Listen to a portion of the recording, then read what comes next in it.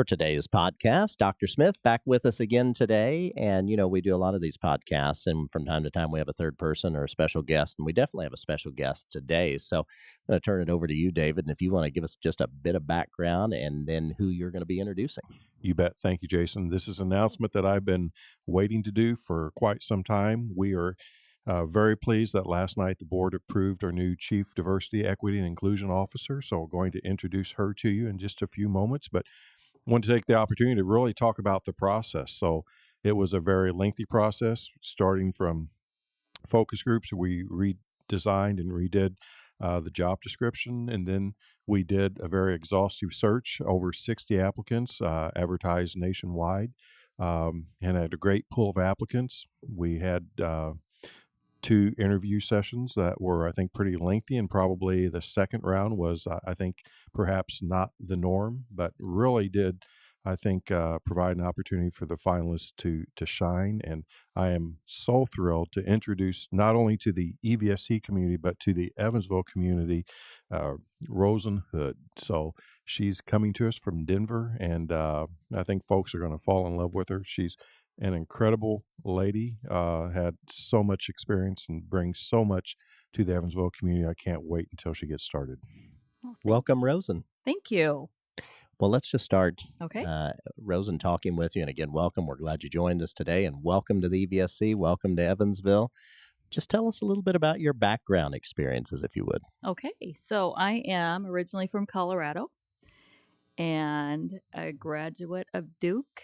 And then I went to Arizona for a number of years and worked in secondary education at the site level as an administrator, and then at the district level. And then worked actually at the State Department in Colorado. I went back as an associate commissioner of strategic partnerships and innovation. And then I have been a director of operations at an innovation zone in Denver Public Schools the last couple of years. So education is absolutely who I am, but so many experiences within the world of education. Absolutely. And leadership is where my heart is, but in a place where I can impact not only every student, but work with staff and site leaders to make sure everything we do is submerged and well-versed and intentional in advancing experiences and opportunities for each learner. I thought something interesting, just as we've chatted a couple of times, and I know you visited some of our schools quickly since you're new to the area, and I think I could almost see kind of that fire lighting just when you're talking about actually walking onto a school campus and talking to fellow educators. Absolutely. My heart is in the school and where our students and learners are every day, and where we as a staff are changing lives and opening doors, and that is where my energy comes from. Campuses, the organized chaos and the busyness and the energy and excitement that is part of, I believe, the daily experience in public education. And it should be. That's what we're here for. It has to be engaging. It has to be meaningful. It has to light that fire within for each learner. So that constant determination and dedication to discovering that for everyone is why I generate so much energy and why I love the school setting. My goal would be to spend most of my time on a campus and working with individuals in this role. I think I want to, before we even go further and talking about your role, what was it, Roseyn, that really drew you to Evansville? Because, you're somebody coming not only from out of our community, but from out of state. Dr. Smith talked about the fact that we certainly sent this out and had national applicants as well. And so clearly, I assume you were looking around and had options. So what was it about Evansville, and in particular the EVSC, that made this an attractive position for you? So initially, I did look and apply nationwide and had opportunities nationwide. I actually was drawn to EVSC because of the foundational pieces of innovation and neuroscience. And I have not seen that. I work statewide and I worked nationally when I was at the Colorado Department of Education. And I have not seen people doing this type of work, this submerged. And what does it mean to look at the whole learner? What does it mean to really study human development? And then through that implementation, advance education and advance the scholar in each learner. And I have never been to Evansville until my visit. My parents are both from the Midwest, so I have been in the region, but I came sight unseen. I committed because of the people. I can't explain the interview process, which interviewing is always a little nerve wracking, Sure. but there was something about the faces on the screen in this environment we're living in and their obvious commitment to the work and their collaborative energy and really the humility. There wasn't a rank and file in terms of someone needs to know everything, but how can we learn and grow and be better? And I always want to be someone that looks at life through that same lens. I believe I have a great deal to offer and I have a great deal to learn. And so when we reflect that as leaders, then that is what we allow other people to be in the space they're in. And I was just really taken by that. And I did have some large city offer opportunities, but I committed before I even saw Evansville because of who the people were. And after visiting, I every day, every experience I've had confirms why I made that commitment. So I'm extremely excited. Well, we're glad you made that commitment. Yes, So thank That we you. are. definitely. Yes. Yeah, and I do want to hit just one more time, David, about when you talked about that extensive process of for this type of work, which is not easy work. I mean, there was so much intentionality and thoroughness in making sure we defined the position correctly and then found the right fit. Absolutely. And that is not a simple task, but it is one that is worthy of our best efforts. It would be simple to fill a position, but that's not what we ever want to do. We want to make certain that we always continue to grow and get better. And that requires us to challenge ourselves, to challenge thinking that maybe brought us to where we are now, but we don't want to stay where we are now. We want to get better. I'm convinced that Roseyn is going to help us grow not only as an EVSC family, but as an Evansville community. And we've got a lot of work to do, but we've got the right people on the boat. Well, let's talk about some of the work that you're really getting to take on, Rosens. When we talk about diversity, equity, and inclusion, this is $1 million question, and we could talk about this for days. But what are some of the goals that you have as you start to really dig into this work? And I know it's not new for you; you've done this some throughout your career, but in a new spot here. Yeah, and I believe that the DEI work is a mentality and a heartbeat, and it's something that we have to ensure adults and staff understand and breathe and believe in and exude daily. It can't be a session of professional development or summer training only. Those can highlight some of the specific indicators and strategies we want to implement, but it needs to be a shift and an acknowledgement of that shift and a really an internal demand for that shift in every single adult that works in our system, from our office teams to our bus drivers, all the way up to Dr. Smith. And so it is incredibly heavy work. It is a gigantic lift and it is absolutely critical. It is the only way that we can redo and expand and increase opportunities for students. And I believe it's through opportunities, through access and exposure, that we then open those doors for every single learner. Because how can you dream about what you've never experienced? And for so long, in education, we've had people fit in boxes and we decide who's honors or we decide who's college bound. And by those life-changing decisions, we do not then allow access for all students. And so by blowing open those doors, and there's discomfort in this work, and I'm fine with discomfort. I mean, I think that's where you have true growth, right? It's very easy to be stagnant and comfortable.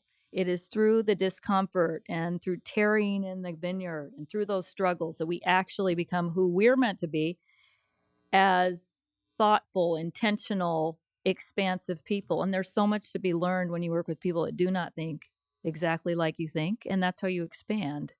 But when we don't open those conversations and we don't point out from the significant changes we need to make to the everyday changes. And in my couple days, there's some low hanging fruit that we could change tomorrow and actually see differences in our on our campuses and in how we interact with students. But it's our approach. Do you truly believe every single learner can? I absolutely do. I believe every learner can not only learn and excel, I believe they can be successful in college. I believe they can be successful in life. And it's not up to us to determine. We have to go in with that lens, and it's up to us. We answered this calling. It's up to us to determine how that student gets there, how we take that student and empower him or her to be in that space, right? It's not up to a second grader to tell us necessarily what he or she needs. It's up to us to work with that student to open those doors and expand that pathway and make sure that journey is rigorous and challenging and successful and meaningful to him or her or them. And I am incredibly excited to work with this community. I love that the district is such a staple in the community, and there's so many people in this district, I think more than I've ever seen, that are products of this corporation, and I think that is an incredible testament to the corporation. Yeah. And we need to highlight that. People come back and they dedicate their professional lives to EVSC, says something about what the corporation did for them in their very formative years. Well, no, I think that's fascinating. Well, I mean, Dr. Smith and I certainly both products of this school corporation, and then have dedicated our careers to that. And what I hear you saying, Rosen, is it really, am I oversimplifying it when I say this really has to be embedded within a school district Absolutely. culture? No, it has to be. It can't be a project. It can't be a painting. It can't be a class or a PD. It has to be in the mentality and in the activities that we do every day across the board, large and small. It has to be. And I'll tell you, one of the things that I was looking for was someone that had lived this throughout their life. And in the interview process, clearly Rosen spoke to me about that. And I don't mean literally, but just in her experiences and how she presented the work that she'd done previously. And then when I called the reference checks and all that, everyone to a person said, this job is perfect for her because this is what she has done throughout her entire career. So when she was principal at a huge high school, just it is a mindset. It is a mentality. It cannot be siloed off as somebody else's work. It's all of our work. So she has lived what we are going to experience. Well, and I think one of the interesting things, and I've heard you say this a few times now, is that, sometimes conversations have to get a bit uncomfortable to see change. And while I think to some people that you might think, I don't know, that's almost scary, I almost see you as saying, I'm ready for those kind of conversations if we're going to make change happen. Oh, absolutely. They have been actually my life conversations, even before I'm a fourth generation public educator. And so these are conversations that have been in my house and in my home and in my everyday.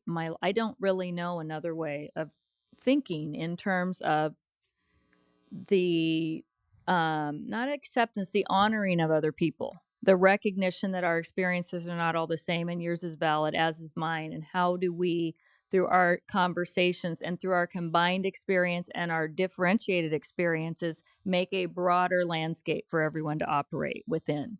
And absolutely, I can remember I was a substitute actually, and then I was a special ed para because they didn't have an opening. I was at a brand new high school after I did my student teaching. He had a position for me the rest of that year.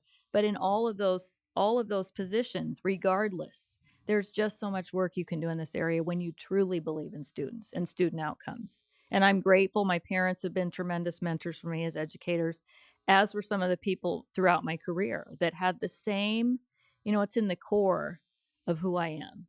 The belief in inclusion and inequity. And I feel the great part about EVSC is that we know that adults can grow as learners extensively. So my belief is it can be in everybody's core. Not a lot of people, I didn't realize till I went to college, grew up with that mentality, but I did. And so it was foreign to me at first. Like, well, what do you mean you don't see people and uniqueness and differences? But with the neuroscience piece and knowing and believing and expecting adults to grow and expand, we know that all people can adopt this, not as just something I want to do at work. How do we treat people? How do we interact with others, parents, community members, far beyond just who's sitting in front of us in the classroom, with each other? Those are all key components of DEI work. It's how you see the world. What is your lens? How do you expand it? How do you continue to polish it and see it in a way that brings meaning and gives value to other people?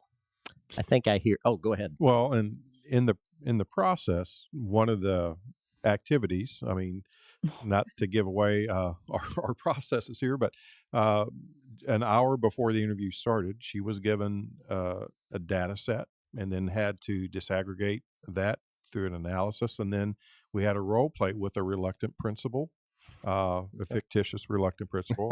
And Right. then Rosen was playing the role of the chief DEI officer. And how do you have those difficult conversations? But the skill that Rosen displayed, while I would, I don't know if it was discomfort or if it was thought provoking, but presented and asked in such a way to where, yeah, really you can't just say that all kids matter, that every child matters, and still continue to have certain behaviors or actions that have brought us to this point. If we want to get better, and we truly do want to get better, not only as a district, but as a society, as a nation, then we have to go about our work differently, and just a masterful way of peeling back the onion, if you will, and illuminating, wow, we can do things better. We can be better than we are now. And I'm just excited for you to begin. Well, and it really makes sense too that if this type of work can be embedded and become part of the culture within schools that serve significant portions of the youth in a community, then I would assume you would see that change happening throughout the Absolutely. community. Absolutely. Absolutely. Yeah. Absolutely. And that's I said, and I think I said at one point in one of my interviews, I think there's so much young people can teach even parents or Sure. other generations through their approach, through their conversation, through how they see others. And right, we're living in a space, and we always have, but now it's been highlighted. All a student wants is to be seen. I'd like you to see me for me, honor me for my experiences, and we can grow from there. I don't want to be just like the person next to me. I'm not. My life hasn't been, my voice isn't.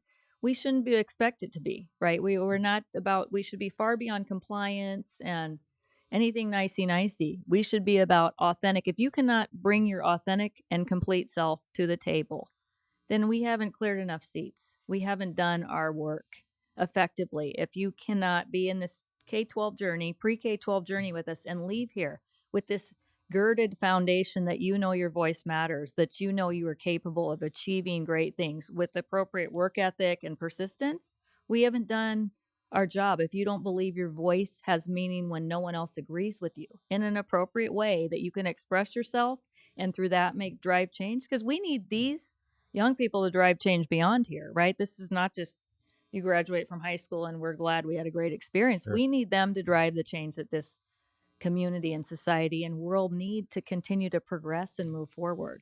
Well, and it's interesting because you're really going down to what I wanted to ask you, and I'd love to ask you 10 more questions, but we always try to keep these fairly short. So I'm going to ask you one more, Rose, and that is, so, as you pick up and continue the work that's already been embedded in this school corporation and take us to even stronger levels, what does success look like? Paint a picture for me a year, 2, 3, 5 years down the road.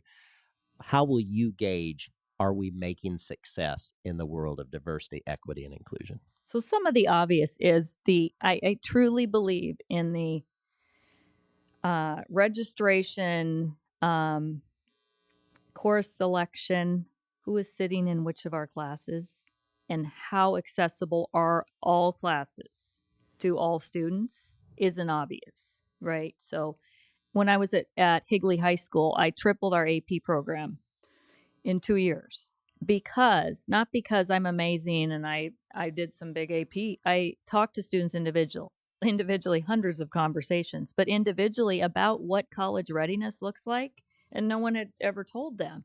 And I also talked to them and worked to ensure that they understood they were capable of doing advanced curriculum with the supports we are responsible for providing, right? And what success in that looked like. So our classrooms will look differently if I'm doing my position effectively, if we have all bought in.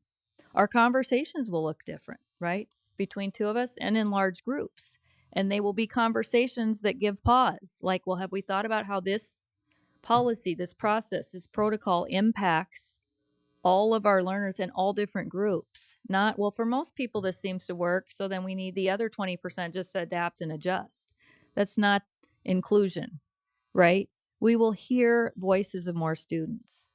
Like I said, we'll move beyond compliance. Compliance is traditional, age-old, stereotypical education. If you Checking the boxes. absolutely, if you can sit quiet in the seat for 52 minutes, then you must be a great student. No, it's we will see students involved and engaged and curious and asking hard questions. And we will see educators willing to say, I really don't know, but I'm willing to check it out. And we'll see educators having far more aha moments where they're realizing, maybe I should approach that differently.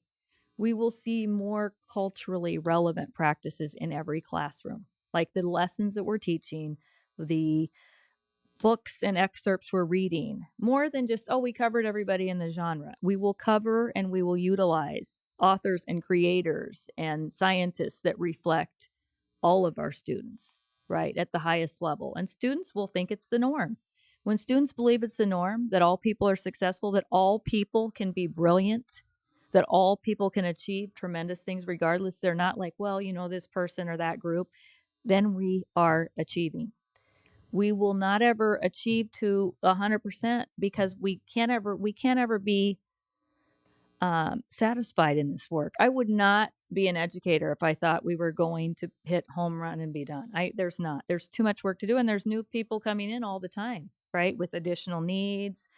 We need to come up with strategies to meet that learner's need. It will always be shifting, and we need to provide the constancy that moves the entire group forward to their highest potential. That's the other thing. We cannot teach the middle, and we cannot segregate the high group and the group that's an IEP group. We will be doing every single student here we will give them our very best product, and they will be maximizing their potential. That's our goal, maximizing their potential and shifting their mentality where they believe the norm is that every single person is successful and that we're willing to take time to determine what that looks like. Dr. Smith, I think that kind of paints a pretty good picture. Any It final thoughts absolutely from does. you in terms of just your overall vision as a superintendent, knowing that, the work that is ahead of Roseyn and as we move forward as a corporation? Well, I'm excited about the road ahead. I also know that it also will have its challenges, but it's it's our responsibility to face those challenges head on and not duck those challenges. We have said many, many times that we are an open enrollment school district, and we embrace that. We also have to make certain that each and every child has access to opportunities, regardless. We don't all start off at the same place, but I don't care where you start. Mm-hmm. That just means that we have to provide different supports for each unique child's needs. And I just say, I think one of the challenges that everyone has is to see other individuals beyond their own life experiences, because I think it's so easy for us to assume that everyone was brought up as you were brought up, because that's the experience and then we just assume that those are the experiences that everyone has. And while that sounds, I guess, superficial on one hand, when you really do peel it back, I think that's how we respond far too many times. So I want to make certain that we look at it through the lens of our customer, the students, as well as our families. And there has never been a parent that I've met that doesn't want the best for their Amen. child. Absolutely. So put yourselves in the place of the parent of each and every child that we are blessed to serve, and what is it that they would like to see. We have the capability to be that phenomenal school system. I think we're very good, and I know each and every day we strive to get better. And I think people will look back 10, 15, 20 years from now and say, that was a day where EVSC made another tremendous leap forward in serving the needs of each and every student. And only then can our community reach the promise that we all hold dear. I think that makes perfect sense. Roseyn, thank you for taking the time to join us today. We congratulate you on your new position. We welcome you to Evansville and to the EVSC, and certainly all of us are looking forward to a great experience and to the work ahead. Whether it's challenging or not, we're ready to take it on, and we're glad you're going to be part of the journey. Well, thank you. I'm extremely excited to be here and grateful for this opportunity. I wanted to go somewhere that would be challenging, that would stretch my professional capacity and really take me to the next level in terms of what I have to contribute. And I thought this was a tremendous fit. I'm extremely excited, and I feel blessed to be part of the EVSC. Great. Thanks As for we joining. do too. Okay. Thank you. Roseyn Hood, Dr. Smith, thanks for joining us.